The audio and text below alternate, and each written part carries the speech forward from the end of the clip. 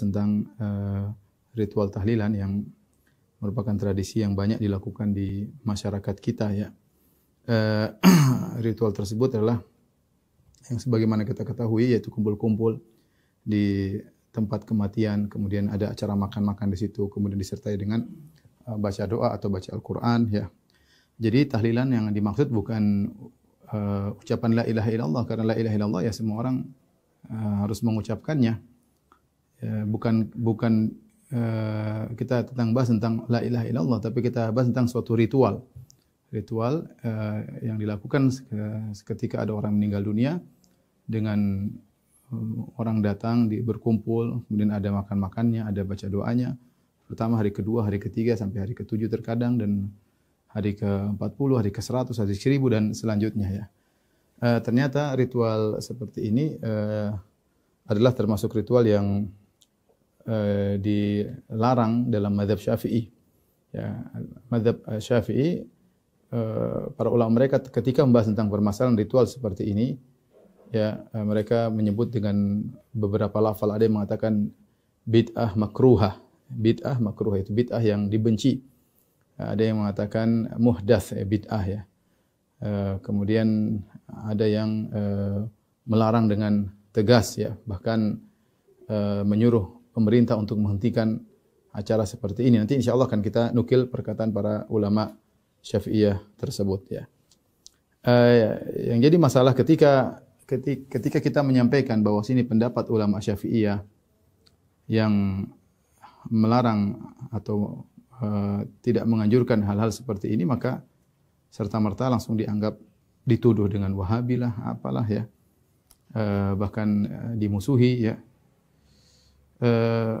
Dan perkara yang sangat aneh ya berkaitan dengan ritual tahlilan ini ritual yang sepakat ulama tidak dikerjakan di zaman Nabi sallallahu alaihi wasallam ya. Tidak ada yang mengerjakan. Nabi sallallahu alaihi wasallam kita tahu banyak keluarganya yang meninggal. Istrinya Khadijah radhiyallahu taala anha meninggal, kemudian anak-anaknya juga meninggal ya, Ruqayyah, kemudian Ummu Kulthum, Zainab ya. Kemudian Ibrahim ya. Anak-anaknya meninggal dan Nabi SAW sama sekali tidak pernah mentahlilkan mereka. Demikian juga orang-orang tercinta Nabi seperti pamannya Hamzah bin Abdul Muttalib ketika meninggal dan Nabi sangat mencintainya pun Rasulullah SAW tidak tahlilkan. Demikian juga banyak para sahabat yang meninggal baik di medan pertempuran atau karena sakit ya. Itu pun mereka tidak ada yang mengadakan acara tahlilan. Kita berpindah kepada generasi tabi'in. Demikian juga di generasi tabi'in tidak ada yang bikin acara tahlilan seperti yang dilakukan oleh masyarakat kita ya. Berapa ribuan sahabat meninggal tidak ada yang ditahlilkan. Berapa ribu tabi'in meninggal tidak ada yang ditahlilkan ya. Demikian juga para ulama-ulama tabi'in tidak ada acara tahlilan seperti yang dilakukan oleh masyarakat kita. Jadi ini acara tidak pernah dilakukan oleh 4 imam mazhab, Imam Syafi'i, Imam Abu Hanifah, Imam Malik, Imam Ahmad, tidak ada yang pernah mengadakan acara seperti ini. Hari ke-7, hari ke-3, hari ke-7, hari 40, hari 100, hari ke-1000 tidak pernah sekalipun mereka, Nabi, para sahabat, para tabi'in, para tabi'ut tabi'in, para ulama tidak pernah melakukan hal ini. Oleh karenanya bisa dipastikan bahwasanya di zaman mereka ini bukan suatu agama, bukan suatu cara untuk beribadah kepada Allah Subhanahu wa taala, bukan cara untuk mencari kebaikan. Ya. Kalau memang ini adalah suatu kebaikan, pasti mereka sudah tahu ya. Lebih tahu daripada kita. Dan tentu mereka lebih semangat, mereka lebih sayang kepada keluarga mereka mungkin ya.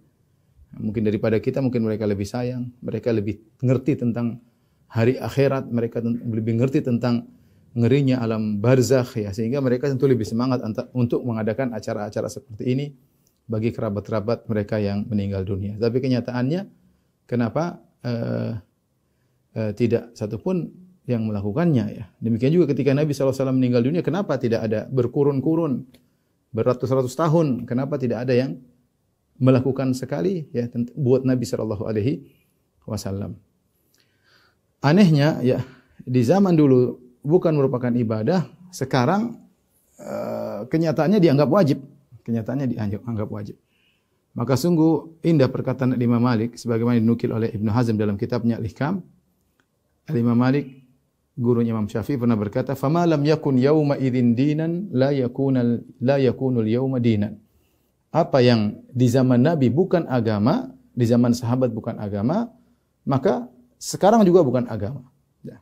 Ini sudah konsekuensi. Yang zaman Nabi bukan agama, sekarang juga bukan agama. Karena kalau kita bilang di zaman Nabi bukan agama, sekarang jadi agama, berarti Nabi ada yang disembunyikan, atau berarti ada suatu kebaikan yang semua sahabat tidak tahu terus kita tahu, ya. Bagaimana sesuatu yang di zaman Nabi tidak ada sekarang jadi wajib? Mungkin mereka berkata kita tidak mewajibkan. Mungkin ada yang mengatakan demikian, tapi kenyataan prakteknya kalau tidak dikerjakan mereka merasa bersalah. Bahkan sebagian mereka mengatakan masa kayak ngubur kucing, ya. Saya tidak mengatakan semua, ya, tapi sebagian mereka jelas-jelas mengatakan demikian. Kalau ada yang meninggal kau tidak ditahlilkan, kamu tidak sayang sama orang tuamu, bagaimana di alam barzakhnya kamu tidak berbakti kepada orang tua, dengan tuduhan-tuduhan yang macam-macam, ya, sehingga menjadikan tahlil itu seakan-akan wajib. Buktinya banyak orang yang utang sana utang sini, dan itu benar. Ini kita lihat sering, ya. Bukan kita mengada-ngada, ya, bukan kita mengada-ngada, ya. Mereka sudah tertimpa musibah, kemudian disuruh bikin acara apalagi zaman sekarang orang banyak yang susah, ya. Akhirnya merepotkan kaum muslimin. Maka inilah kenyataan pahit yang kita rasakan sekarang. Di zaman Nabi bukan suatu ibadah, ya, tidak dikenal oleh mereka sama sekali. Kemudian di zaman sekarang tiba-tiba menjadi bukan hanya sekadar sunnah, bahkan wajib. Kalau orang tidak mentahlilkan maka dikucilkan, dan itu kenyataan. Banyak saya dapat laporan. Kalau tidak mentahlilkan maka dikucilkan keluarganya, dikucilkan sama tetangganya. Padahal ulama Syafi'iyah mengatakan minimal makruh. Apalagi nanti akan kita nukilkan makruh tersebut ada yang memahami adalah haram. Ya. Ya, minimal makruh, dan namanya makruh, ya, ditinggalkan dapat pahala. Ulangi, makruh itu apa? Ditinggalkan dapat pahala, bukan dikerjakan dapat pahala. Jangan dibolak-balik definisi, karena sebagian orang, oh itu kan makruh. Ya makruh kita kerjakan dapat pahala. Gimana? Definisi yang benar itu namanya makruh kalau ditinggalkan dapat pahala. Kalau sunnah baru mustahab dikerjakan dapat pahala. Kalau makruh dikerjakan tidak sampai dosa, tapi ditinggalkan dapat pahala. Kalau gitu, kalau ingin dapat pahala, ya tinggalkan acara seperti itu.